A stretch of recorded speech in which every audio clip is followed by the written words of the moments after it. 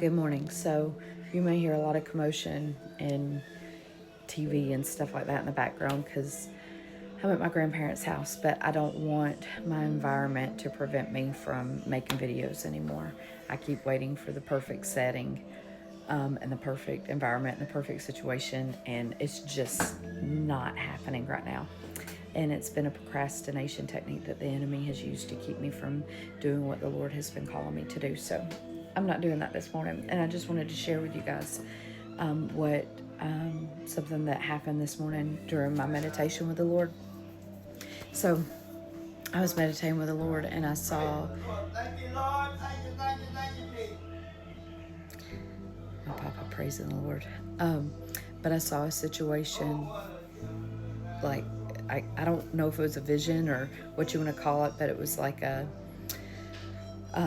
little movie that I saw in my head. And last week I went to this place where I was able to rest and just cut everything off and just totally spend time with the Lord. And so, sorry, it's so hard to do this and not be distracted, but practice makes perfect. But in this, like this little vision, this little movie that I saw, the Lord uses motorcycles to represent ministry to me a lot. And so whenever I saw, like, it was like a road and the entrance to the place that absolutely represents rest to me, because I got so much healing and rest at this place.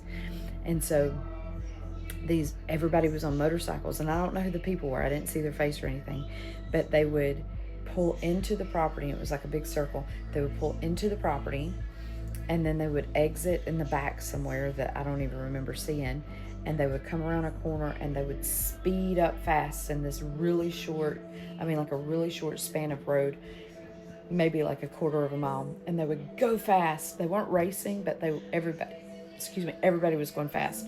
So they would go really fast and they would pull in the property, and the people from the property were there like cheering them on. That was really cool. They were like cheering them on, letting them come in, telling them to come in to rest. And so they would come in, and they didn't get off the motorcycles or anything. Like, they stayed on them, but they went really slow, and it was like in a circle. And then they would exit the property and come around the corner and go fast and come in.